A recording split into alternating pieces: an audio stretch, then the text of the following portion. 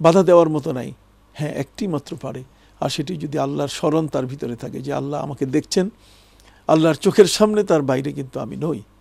অতএব বান্দার প্রতিটি ক্ষেত্রে তার অবস্থান এমন হওয়া উচিত যাতে করে সে সবসময় মনে রাখতে পারে যে আমাকে আমার আল্লাহ দেখছেন, আমি আল্লাহর পরিচয় জানি, তিনি মহাশক্তিধর, তার ক্ষমতা অনেক বড়, তিনি ইচ্ছে করলে আমাকে আটকিয়ে রাখতে পারেন, তিনি ইচ্ছে করলে আমাকে ছেড়ে দিতে পারেন, তিনি আমাকে ইচ্ছে করলে খাবার বন্ধ করে তিনি যে কোনো ধরনের শাস্তি আমাকে দিতে পারেন।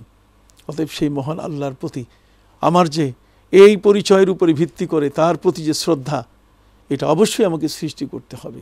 এই জন্যে মহাগ্রন্থ আল কোরআনের মধ্যে আল্লাহ সুবহানাহু ওয়া তাআলার প্রশংসায় বলা হয়েছে আলহামদুলিল্লাহি রব্বিল আলামিন। জগৎসমূহের লালনকারী আল্লাহ যিনি, তার প্রশংসা।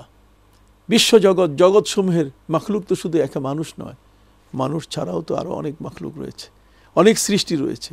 প্রত্যেকটি সৃষ্টির যার যে প্রয়োজন সেটা তিনি দিয়ে যাচ্ছেন, কারো অভিযোগ নেই তার বিরুদ্ধে। পবিত্র কোরআনে বলা হয়েছে ওয়াইন তাউদ্দু নি'মাতাল্লাহি লা তুহসুহা, আল্লাহর নেয়ামতগুলোকে যদি এক এক করে তুমি হিসাব করো তাহলে তুমি কোনোদিন হিসাব করে শেষ করতে পারবে না।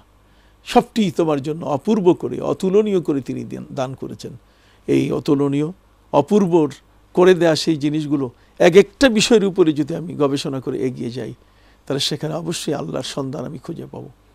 আমার দুটো চক্ষু জন্ম থেকে নিয়ে মৃত্যু পর্যন্ত যেভাবে আমাকে আলো দিয়ে যাচ্ছে, আমার দুটো কান যেভাবে তার শ্রবণ শক্তি দিয়ে আমাকে জীবনের শেষ মুহূর্ত পর্যন্ত সাহায্য করে যাচ্ছে, আমার দেহের মধ্যে 360টি এই যে হাড়, আমার অঙ্গ প্রত্যঙ্গ প্রত্যেকটি আমাকে কিন্তু সহযোগিতা করে যাচ্ছে।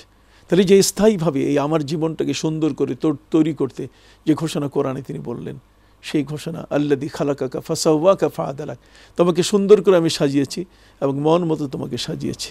অতএব সেই মহান আল্লাহর পরিচয় আমাদের মধ্যে